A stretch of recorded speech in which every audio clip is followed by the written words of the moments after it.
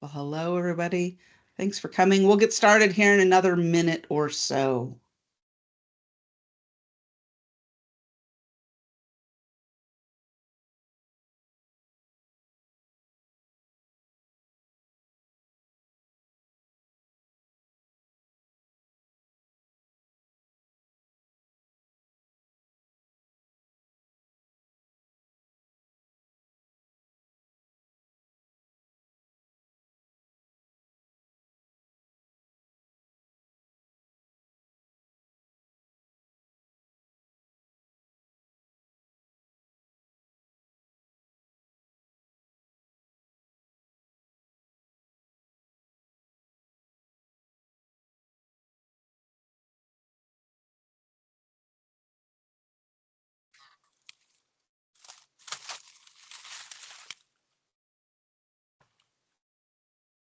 All right. Well, welcome, everybody. Thanks so much for coming.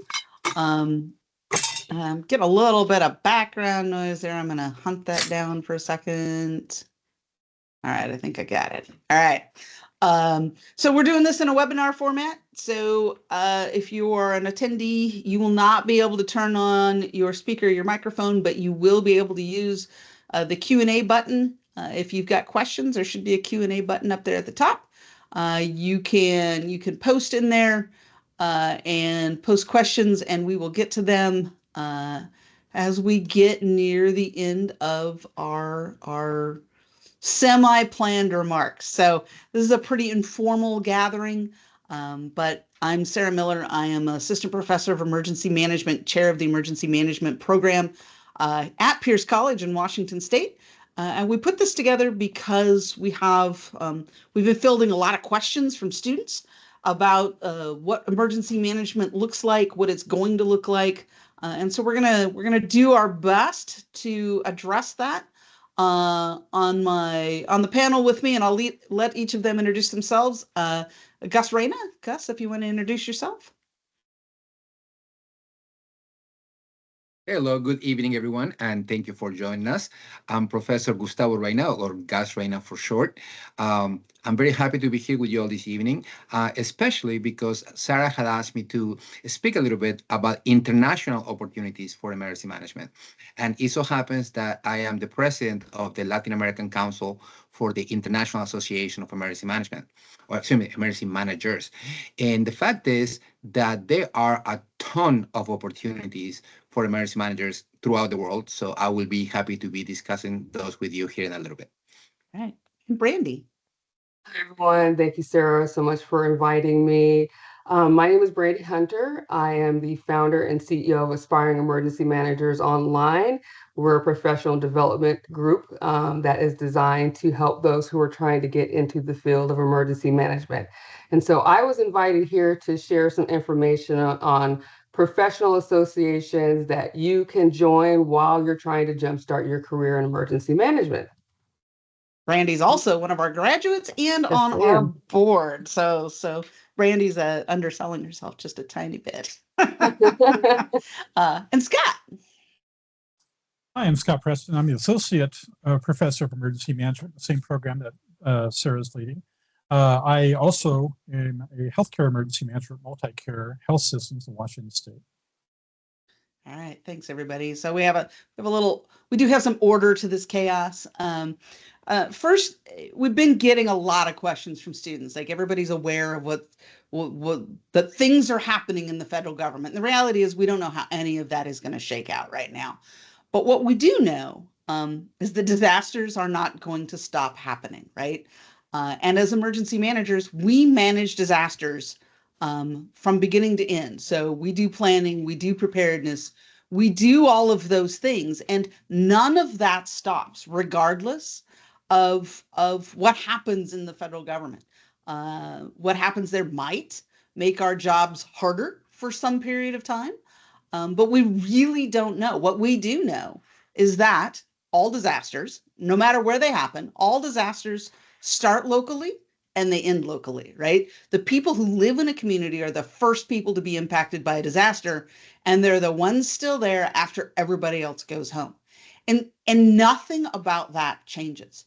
And I think that in truth, what what we might be seeing happen is more people at a local level having more responsibility for emergency management. So more people engaged in this function as a side component of their job. So you may have cities. I was just meeting with a city today, actually. They have dedicated emergency managers, but they have people now in every single department of their city who have designated emergency management functions and are having to learn about emergency management. And I think that it's really important to keep that in mind, that disasters are not going to stop happening. And by any measure, they are getting worse. We've got the numbers to back that up. They are bigger because they impact places that have more people living in them.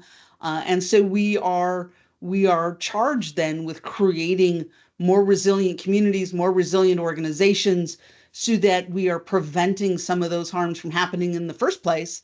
And we're better able to rebuild, reconstruct, and get back on our feet after disaster. We're looking at maybe a little bit of a return to our roots, where we're really focused on community.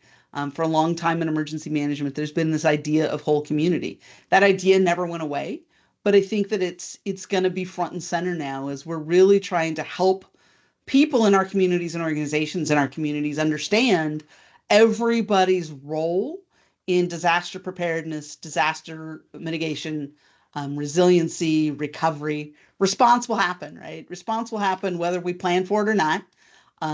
It happens better if we plan for it, but it's going to happen. Resiliency does not happen unless we work hard at it, and neither does recovery. So some of the things, so at Pierce, we have a board. An advisory, technically, we call them a board. They're actually an advisory committee specified by the state under state law, but they are employers. They are people who hire emergency managers at all levels. So we have representatives of tribal government on there, of local state government on there, from nonprofit organizations, from private organizations, and they're all saying very similar things, right? The need for emergency management in their organizations is not decreasing. It is increasing, but the skills that are needed are changing, right? People are coming to emergency management as a first career or a very specifically chosen second career, right? But with that, there's a huge need for project management. Project management is a huge chunk of what emergency managers do. And so having project management skills is a really critical component of everything else that you might know or need to know when you're working in emergency management. Another one that we've heard very clearly from our board is about the application of artificial intelligence. It's here to stay. It's squishy right now. It's got a lot of capabilities. It's also got a lot of potential downside if it's not done well. And for those of you who are in our programs, these are things that you are learning. You are learning in our programs. You're learning project management to the project management standards that exist. You are learning how to use AI, not just to do your schoolwork, but how to implement it in organizations. So those in-demand career skills, the ability to speak in front of people, are absolutely critical. That ability to network and to interface with wide swaths of people in your community and to find ways to build trust. At the end of the day, emergency management is really about trust. If we're able to do our jobs well, it's because people trust us, and they trust us enough to do the things we ask them to do. They trust us enough to not do the things that we ask them not to do.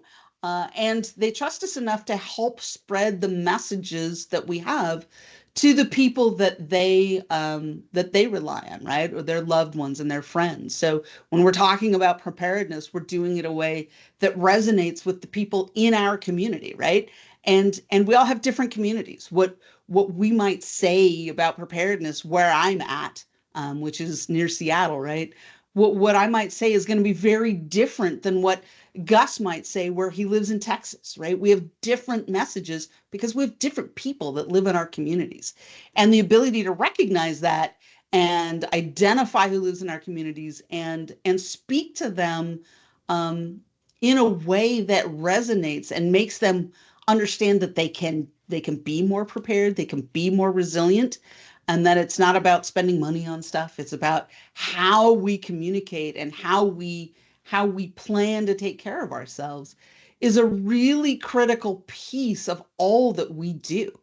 Um, Brandy, if you wouldn't mind, I'd love to have you talk about networking a little bit and how that fits into the big scheme of how we do emergency management.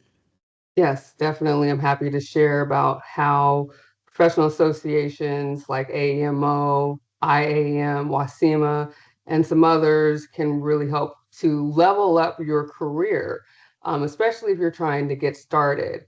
So the first one is Aspiring Emergency Managers Online, which I am the CEO of. It's also a nonprofit organization.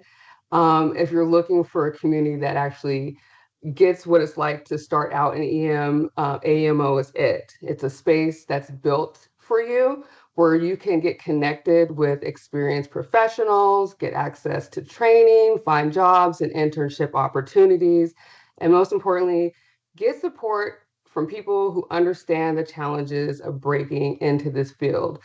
Emergency management is one of those areas that is overwhelming sometimes, and there's much to learn. And a lot of times it's about who you know just as much about as it's important to know what you know. So there's ways that AMO can help you guys. And you'll get connections, mentorships, and resources that will actually matter to your career. And we're actually going to be opening our membership on Monday, March 3rd. So you can take the next step and join us at amo.us. I'm also going to share that with Sarah so she can share it out with all of you guys as well. And I'll be sharing it on our LinkedIn platform and Instagram as well. You can also, again, go to our website and learn a little bit more. And so beyond AEMO, you can join emergency management associations, whether it's local, national, or international groups. And this gives you more opportunities to grow. These associations help you to stay up with trends, research, and best practices in the field. You'll meet people from different areas of EM, whether they're in public health, disaster recovery, business continuity, or government response. And let's just be honest that networking is everything in this field, like Sarah said. If you want to get hired, you need to know people who can vouch for your skills. Okay. And one great organization, especially for those, if you're in Washington State, is WASEMA, the Washington State Emergency Management Association. WASEMA is all about connecting EM professionals within the state, providing training and advocating for policies that support emergency management at all levels. And WASEMA offers network events, professional development opportunities, and a chance to stay involved in Washington's EM community. And then there's IAM, the International Association for Emergency Managers. If you're serious about moving up in your career, this one is a game changer. IAM offers 2 major certifications, the Associate Emergency Manager, or AEM, which is great for students and early career professionals to build credibility. And then there is the Certified Emergency Manager, which is the CEM, and it's the gold standard for experienced emergency management professionals that proves your expertise. And these certifications can help you stand out in a competitive job market, increase your earning potential, and show employers that you're committed to the profession. And they're internationally recognized, which means your skills are valued wherever your career takes you.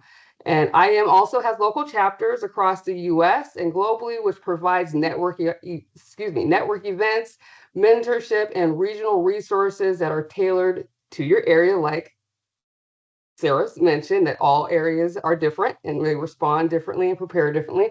So I highly recommend looking into the nearest IAM chapter so that way you guys can start, making connections and learning from professionals that are within your community. And you can find those local chapters at iam.org.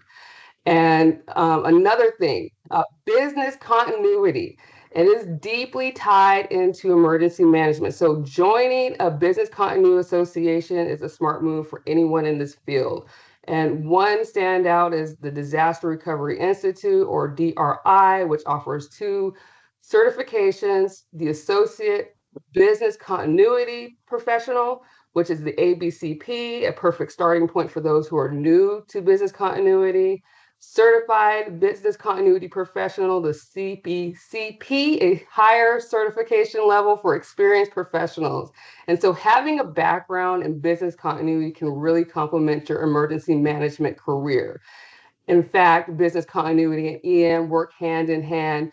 Business continuity focuses on making sure that critical components can continue during the crisis, while emergency management is about coordinating the response. So if you're looking to diversify your skill set and increase your value as an emergency management professional, I would definitely consider DRI and getting certified. I have my Associate in Business Continuity Professional certification, and it has been a value for my career. And so both fields rely on proactive planning, risk management, and organizational resilience. So they go hand in hand beautifully. So if you're thinking about, your next steps, I really want to encourage you to get involved. Again, join AEMO, get connected with professional associations like WASEMA, IAM, and DRI, and start working towards your certifications that will open doors for you. Emergency management is not all about being prepared. It's all about being prepared. So why not prepare yourself for the best career opportunities? And if you have any questions, you can reach out to me on LinkedIn. And don't forget that we will be opening our membership on March 3rd. So thank you. That's exciting news, Brandy. I didn't actually know that. So Yeah. thank you. The other thing that professional associations do, especially as students, you can join as a student member, which is usually at a dramatically reduced cost. And you have the same access to all of the resources that other members have.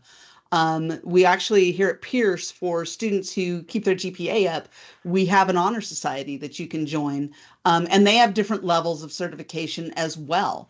And another thing that associations do is a lot of them have scholarships.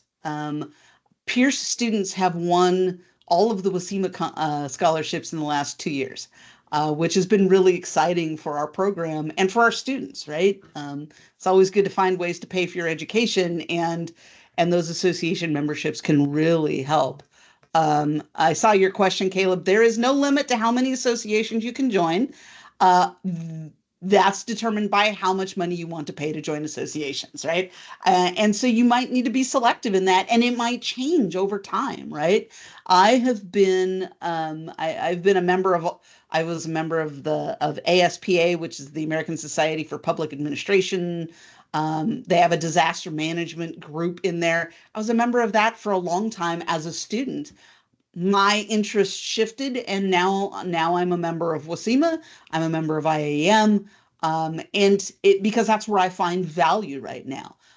That can change anytime, right? And looking at the kind of certifications that you might get are really important, right? I've had a lot of conversations recently with folks looking to enhance their skill set, and the reality is that there is a lot of crisis and incident management that happens in cybersecurity realm, and merging those two skill sets can be really a great way to go. It is in looking at how jobs go, funding goes, right? We know businesses are going to continue functioning, right? Businesses are going to have business continuity. Like we have a good mix in our faculty of people who are CEMs and business continuity people.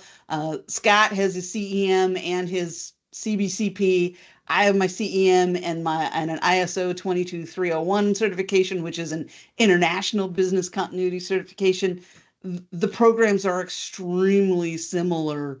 They have different focuses, right? Because as a government emergency manager, you're focused on continuity of service. And when you're doing business continuity in the private sector, or even emergency management in the private sector, you have to be concerned with getting your systems, keeping your business up and running, because you need to be able to pay your people. And so there's a different focus. The core is the same. We're all trying to do preparedness. We're all trying to get ready for bad things to happen, and we're trying to respond to them and recover from them. But the end results are different depending on where you end up. And some organizations have business continuity and emergency management both, depending on what their focus is. We're starting to see a lot of things like resiliency managers or resiliency coordinators in both public and private sector who are focused on trying to make their organizations or their communities more robust, better able to handle. In my mind, that's a lot. It has a lot to do with mitigation, but it's also about getting people ready. And so when we look at the sorts of things that exist out there, we're looking across all levels of organization, right? The smaller the organization, the more likely it is that business continuity or emergency management, whatever they're doing, that it's going to be other duties as assigned for someone. The larger an organization gets, the more likely it is that they're going to have specific jobs for these roles. But there are so many places where people can find these sort of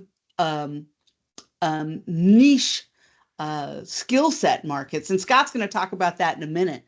Before that, though, I want to touch a little bit on this international piece, and I'm going to tee you up here, Gus. But there is an international component to emergency management. Obviously, in Washington, we're a border state. We interact with Canada all the time, right? But there's also this component of large corporations that have an international footprint, large nonprofit organizations that have an international footprint, and the jobs internationally continue to exist, right? We just signed an articulation agreement with the Community College of American Samoa so that their students can get our bachelor's degree remotely, and their students come from all over the Pacific Islands, far away from anyone else, right? So they're on an island in the middle of the Pacific Ocean, and nobody's coming to help them in any timely manner. We're about to start a partnership with a university in India, where we're going to look at how our systems are different and what we can learn from each other, and how our students can benefit from that in both countries. And so there's a lot going on out there. And Gus, I'd like it if you would just talk a little bit about some of that international work that might be happening out there, or the potential for it, and where you see it's going. Well, thank you for that, Sarah. The fact that the potential is there and this potential continues growing. A lot of people here in the U.S. are actually not aware that there are plenty of international opportunities in emergency management. Emergency management exists everywhere across the globe. And Leslie Benjamin had asked a very interesting question earlier in the chat. And she started, while disasters are increasing and escalating across the globe. Yes, across the globe. That was the first part of the question. And of course, Professor Preston already gave her an answer, but that's an interesting component there across the globe, because oftentimes our emergency management peers here in the US only think in terms of the United States, or like you mentioned, some people that may work close to a border like Canada or Mexico, they only think across those borders. But the fact is that there is plenty of opportunities across the globe for people that are adventurous and love to travel, and they don't even necessarily have to speak the language of the location where they're going, because most people do speak English. But in preparation for this, I actually started putting together some notes of the different organizations that exist, worldwide. And let me start with NGOs. We have, of course, we have the International Federation of the Red Cross and Crescent Societies. We have other international organizations like the United Nations. United Nations hires emergency managers left and right. Different offices within the United Nations, for example, the Office for Disaster and Risk Reduction, or the Office for the Coordination of Humanitarian Affairs, are always looking for emergency managers. I get the notifications constantly via LinkedIn and other forums that I'm on. The World Health Organization and even Doctors Without Borders are always looking for people trained in emergency management. Doctors Without Borders, especially because they need people that understand disaster logistics. So that is a big area right there, biggest specialty that people can use. Of course, Here we have in the U.S. we have what's now called the Bureau for Humanitarian Assistance. Yes, it's going through some restructuring, but pretty sure it's going to come back stronger in a different format, but still with the same mission of taking care of people around the world. Now, earlier, you all have mentioned private sector and multinational companies. Well, large corporations like Google, Amazon, Apple, Shell, BP, Dell Computers, they exist in many, many countries. They have factories in places and businesses in different locations, and they have emergency managers there also. For those of you that may be interested in sports, you all know that over here, the Super Bowl has emergency managers. All Major League Baseball games have emergency managers. Well, throughout the world, okay, I don't want to get into an argument about sports, but soccer is the best sport in the world. And for those of you that follow the FIFA World Cup, you know that this coming year is coming here to the US. It's going to be played in the US, Canada, and Mexico. And they have hired emergency managers for each of the stadiums where the FIFA World Cup is going to be played. And soccer gets played around the world daily. There are championships galore. Europe, Oceania, the US, you name it, and emergency managers are a big part of those sporting events.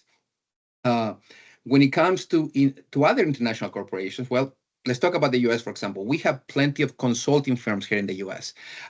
Some of you may know the name Deloitte or PwC or ICF or Booz Allen Hamilton.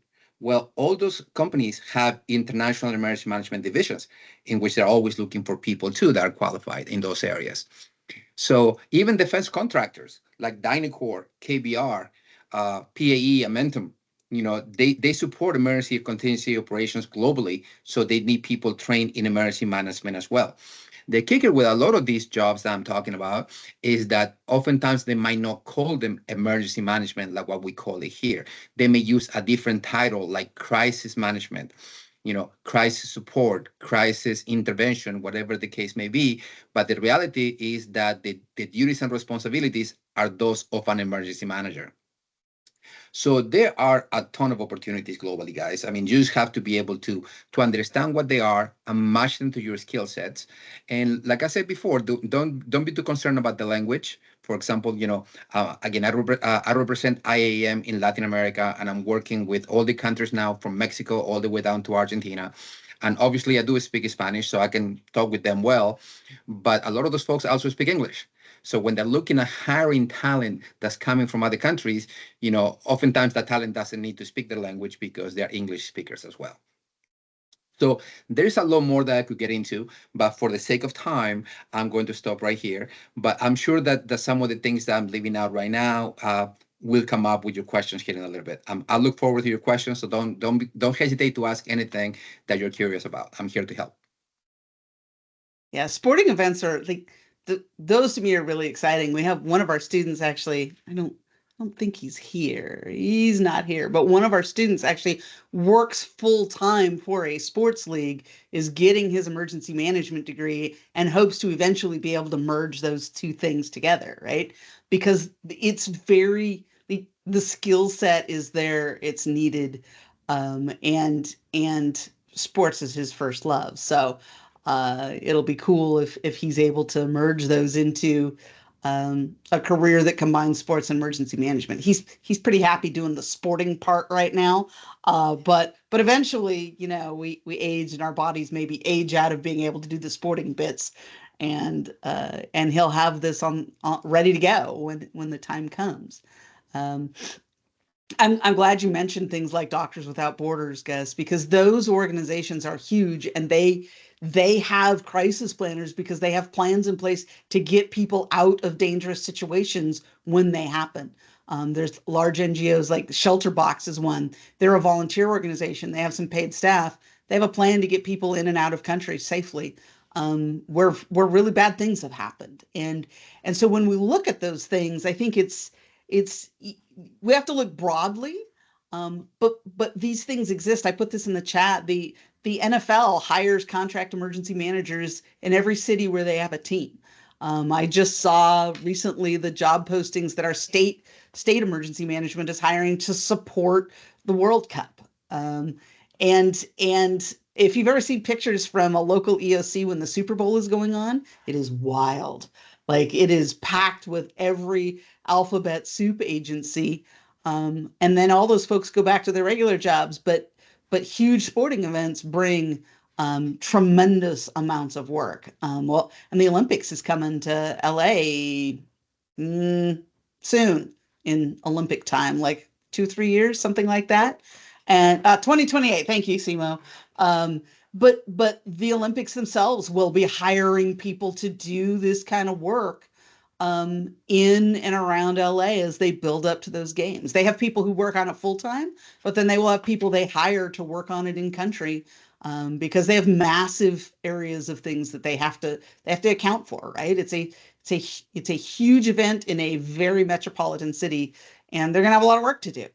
Um, all right, so I kind of touched on this. We've hinted at some of these things, some of these what I call niche fields. They may not actually be niche fields, but just talking about the various places where emergency management is found, maybe by another name, but it's there nonetheless. And I'm going to have Scott talk about that because he's worked in many of those niche fields.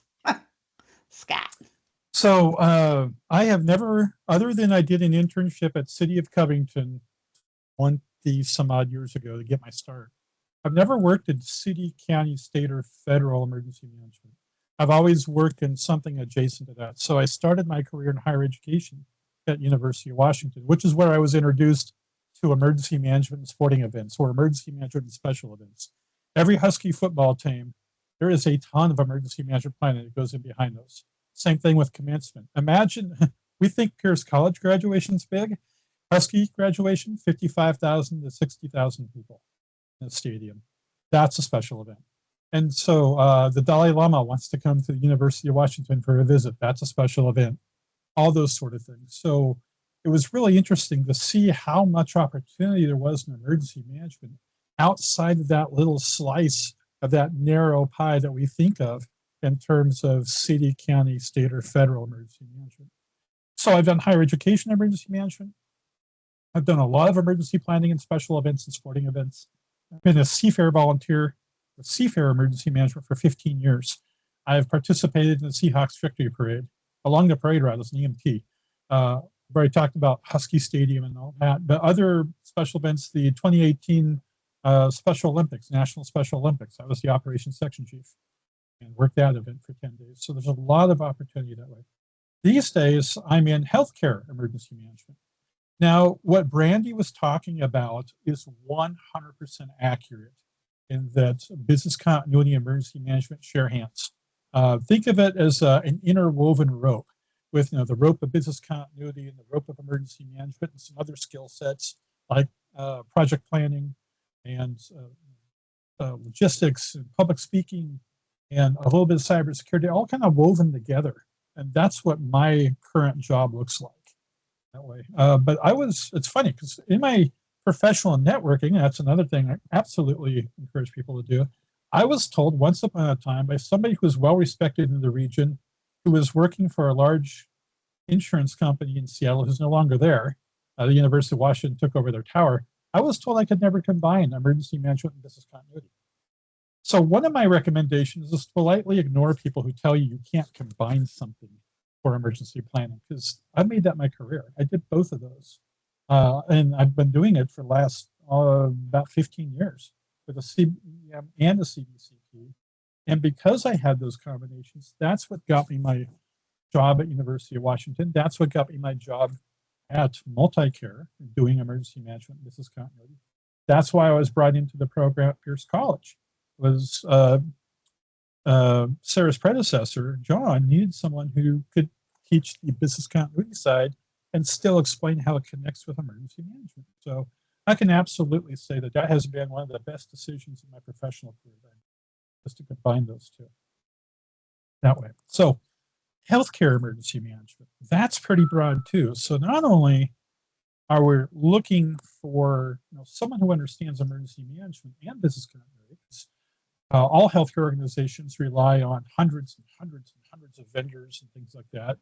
In fact, the way I often describe it, if I could use the analogy of an ice cream cart, is the delivery of the ice cream to the customer in the park. That's emergency management. That's delivery to the public in the service. Everything behind that, the cart, the ice cream, the person who's scooping the ice cream, the exchange of the money, that's all business continuity. And you have to have both. Without both, you don't get ice cream into the park and you don't get ice cream into the hands of your customers that way. So emergency management, business continuity, absolutely hand in hand. One of the things I like to do with my students too, though, and this is something that Gus talked about and that Sarah's talked about too, and that is emergency management isn't always called emergency management, and business continuity isn't always called business continuity. So look at what you want to do, not what you want to be called. There are some organizations, even in Washington State, where they're well-respected emergency management agencies, but their positions are like, program manager too. If you dig into it, you see that they're doing emergency management. The title has nothing to do with emergency management. So as you start your professional search, look at those organizations that are of interest to you. Do you like Walt Disney? They have a huge emergency management program. Do you like cruise ships? Do you like to fly? Do you like to travel? Or is logistics kind of your thing? You really like to get whatever from point A to point B on a timely factor. That just gives you warm fuzzies. There are emergency managers who organize and operate in all of those types of fields. Do you like transportation? Do you like power? Do you like water? Do you like the airport? SeaTac has emergency managers. It just goes on and on and on. There's hardly an industry that you can name that doesn't have someone who does what we do. Now, I also teach at University of Washington in the grad program there. I teach business continuity. And I've had students from that program go into museology, where they were doing their emergency management and business continuity skills to protect museum collections. Because in that case, you really have to be on your game for prevention and mitigation, because response and recovery is not an option. If the Mona Lisa burns up, it isn't like insurance can replace it. And so it's finding what really drives your passions and cross-connecting that with emergency planning. Like Sarah was talking about, the student that's into sports and wants to turn his career from just sports into sports and emergency management. So it's kind of the sky's the limit. Your horizon is incredibly broad. I know there's some concerns about, is what's going on at the federal government and DOGE and all that, is that going to make it a more difficult, more competitive career field? I don't think so. I think the career field's so broad and the opportunities are so vast that you'll hardly notice those other people who have come into it. The best opportunities are going to be the ones that you go and you bird dog, you hunt them down. You actually have a plan to go and find that perfect career for yourself that way. I really enjoy the work I do at MultiCare. I find that I'm able to kind of practice my business continuity, practice my emergency management. I still get involved in response. I haven't had a day off now and going on 10 days because we got really busy last week and over the weekend with an issue at one of our hospitals. I also enjoy talking and teaching about it. So my other job here at Pierce College really helps me to feel satisfied that way too. To help that next generation start to figure out about emergency management, where they can. Back when Sarah and I started, we didn't have people like us to really go to. There wasn't the availability of the emergency management programs academically like you see now. The IS courses weren't online. You had to actually send a book in with your answers, and 6 weeks later you get your certificate back, that sort of thing. This is a wonderful time to be coming into this field. And as we've already noted, the opportunities and the need for emergency management certainly aren't going away. Climate change is a thing, but the world isn't becoming any less crazy, if I could use that term. There's just more and more stuff everywhere that's erupting that needs emergency managers to be involved. Healthcare, what we call the silver tsunamis here. So in other words, we've got more people needing healthcare. We have healthcare workers. That requires some very sophisticated, thoughtful planning and how we're going to manage that way. And I can just go on and on and on about this, but absolutely. Look at what your passion is and see if you can cross-connect it with emergency planning. And don't necessarily get hung up on titles. Look at what responsibilities you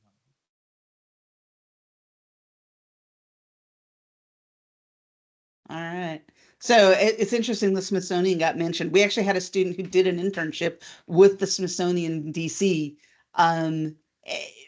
doing emergency management. I have a colleague who who came to emergency management by way of a museum because they have so much protection stuff they have to do that. And there are, if you can think of a profession, there's probably emergency management in there somewhere. It's just a matter of figuring out what they call it, right? And Gus clearly did some homework and put a pile of job titles in there.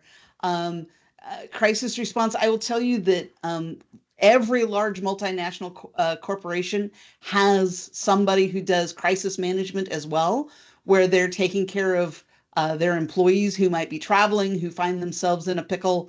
Large travel companies actually have emergency managers who are watching out for things globally that impact the customers of the travel company, and they're sending those notices out. So there's a ton out there. I will also say that very candidly, anything having to do with cybersecurity response and incident management is on the rise. And anytime you can combine those things together, you're going to find a way to get a niche market. There are a lot of jobs in cybersecurity for incident management, right? And it's not necessarily, you don't have to be the geek fixing the things. Just like as an emergency manager, I don't have to know how to fix the road or plow the road. I just need to be able to coordinate that and coordinate all of the pieces that happen when people can't drive down the roads until they get plowed, right? I don't have to be a subject matter expert in everything. I got to be a subject matter expert in emergency management and know a little bit about a lot of things so that I can speak that language of whatever is being impacted, right? So I'm also a cybersecurity manager. I'm that nerd. And I have managed cybersecurity incidents for cities as a third party because they didn't have, their emergency managers didn't speak nerd and their nerds didn't speak emergency management. And being able to cross-pollinate those things is really, really critical. It's interesting. The aviation conversation is interesting because a colleague of mine came from aviation, worked for an airline where they manage crises. They manage family reunification after an incident. They have huge crisis teams. They have federal mandates for what they have to do. Those can also be kind of ugly. Oh, hey, Lowell's here. Lowell is actually one of our students, and he's a pilot for Alaska Airlines. And so I would say, and he's put some stuff in the chat, right? But you're managing crises every day, right? Like some of them might be worse than others, right? You could be in Toronto and your plane's upside down and everybody walks away because you managed the crisis well. And those sorts of things, you find these skills embedded in lots of things. And Gus, I saw you had your hand up. Go ahead. There was also a question for you, Gus, in the Q&A. So I raised my hand when you were talking about niche jobs or fields because something interesting that came to mind. I actually have an acquaintance who's an emergency manager for the wine industry in California. He's the only person that I've ever come across in emergency management in all these years that actually works for the wine industry as an emergency manager. And it was funny because that didn't exist. He created his own position and developed himself as an emergency manager. And now he trains other people in that very particular niche of a field. But emergency management exists everywhere. Yes, I've seen the conversation right here about aviation, and aviation has them galore. Every single airport has emergency managers, some of the ground crews, of course, the fire departments that service the airport, locales around the airport communities, manufacturing. You mentioned manufacturing, Sarah, in that regard. I actually know of a Canadian company that has emergency managers in Canada, but they do their manufacturing in Brazil. And so they hire people from the US that had their CEMs to travel to Brazil and do their plans over there in English, even though they speak Brazilian Portuguese. But I know Caleb had asked a question about the music industry. And of course, when we're talking about the music industry and concerts, well, there are emergency managers at each of those concerts. What is the name of this young lady that's been traveling all over the world right now, doing the Eras tour? I don't listen to her music. I'm too old for that. Are you seriously telling me you don't know Taylor Swift's name? There you I go. should Thank just you. kick you out of this meeting right now. Hey, I'm an old man. You know, I don't listen to that kind of music, but she's been traveling all over the world doing these huge concerts, and you better believe there were emergency management teams working each of her concerts. So maybe they didn't call them that, you know, emergency management, but their duties and responsibilities were in par with emergency management. Now, Sarah, you did mention there was a question in the chat also by Caleb. Yes, I saw it a moment ago.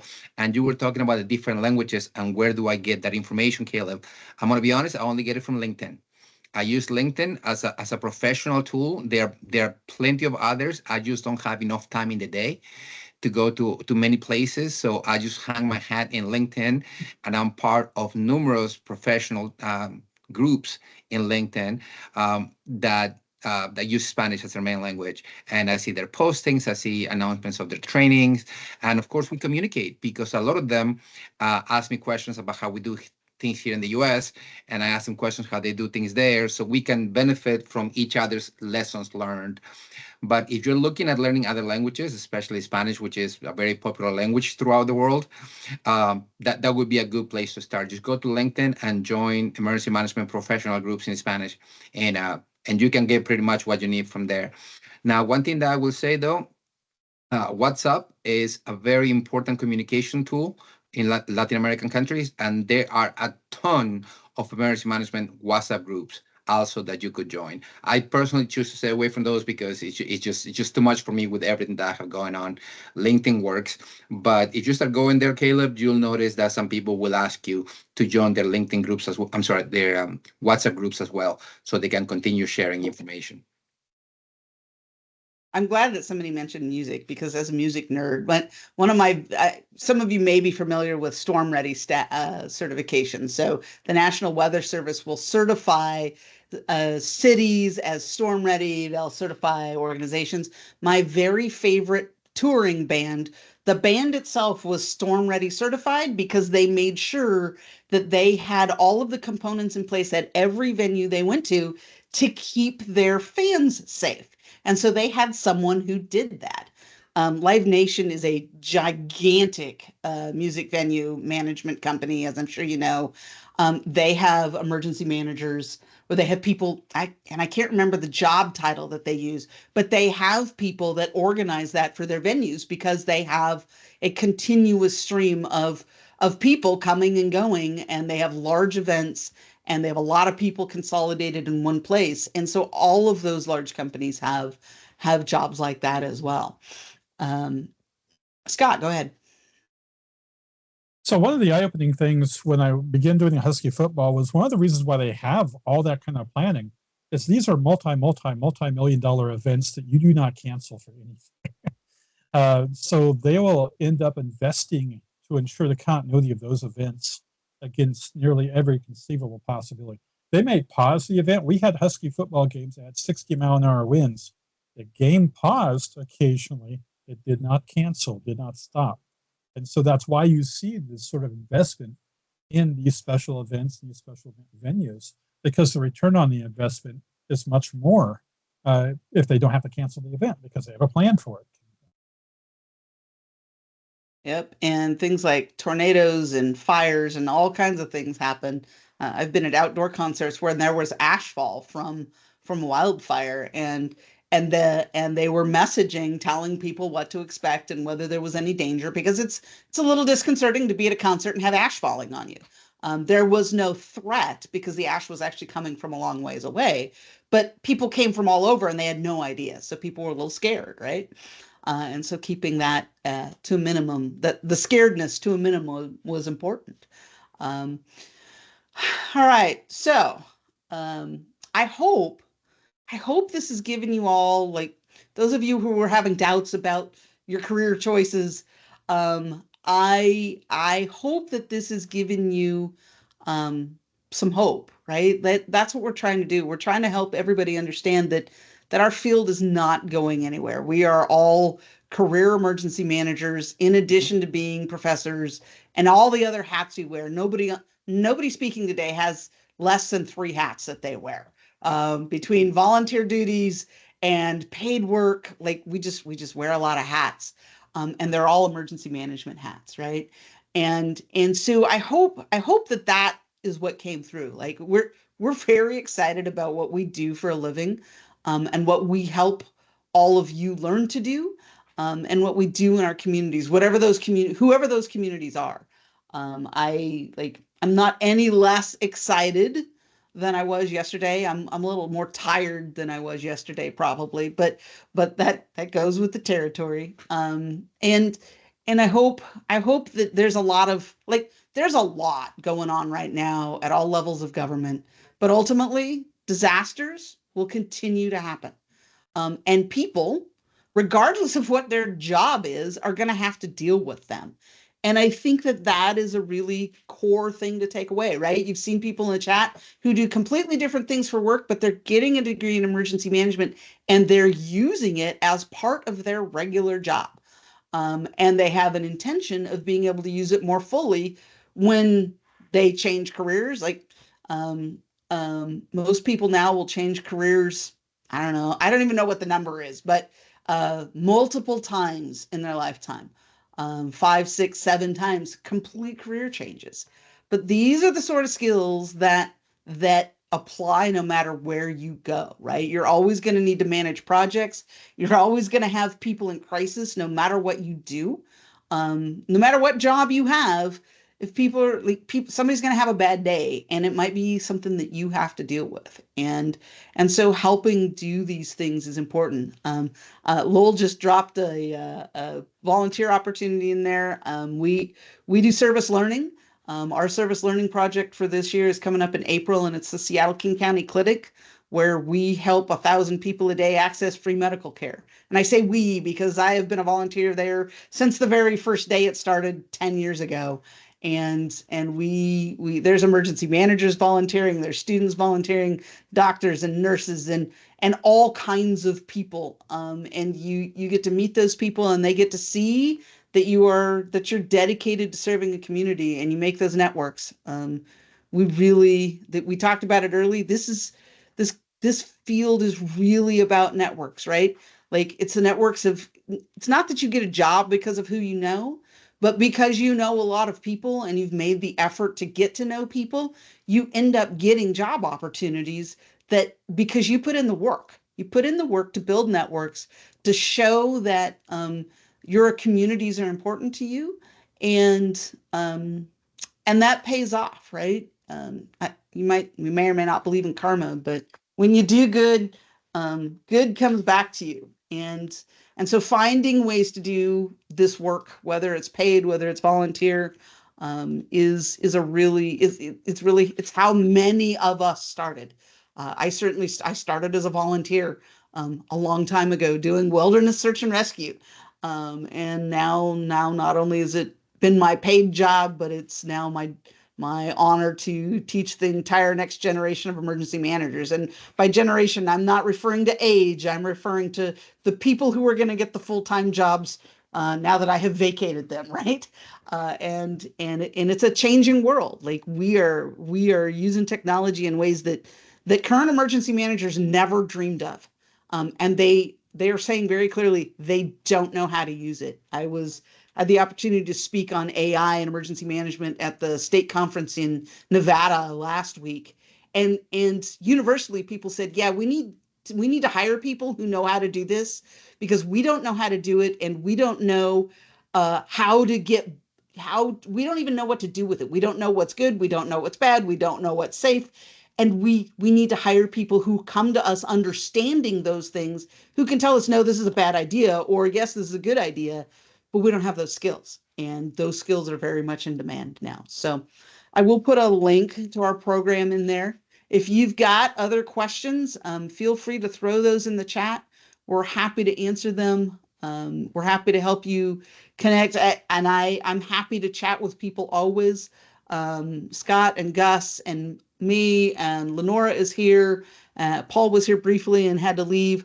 We're all advisors. We're all happy to take 15 or 20 minutes and talk you through options. I have talked people into going to other colleges, not because I don't love mine, but because what they wanted to do isn't something they're going to get from coming to my college. And I'm happy to have those conversations with people. But the link to our program's there. If you're interested, you want more information, feel free to reach out. And if you've got other questions, just let us know. Otherwise, I'll thank Gus and Brandy and Scott for taking an hour of their time in various time zones. I know it's dinner time for some of you, so go enjoy your dinner. And thank you so much for your time. And thank you all of you for coming. And I think that this will give you, I think you'll get emailed a summary of this and a link to the recording. I think that's how this works. So if it doesn't, let me know and I'll make it happen. So thank you all so much for coming. Thank you. Have a good night. Have a Thanks, good night, everyone. everyone.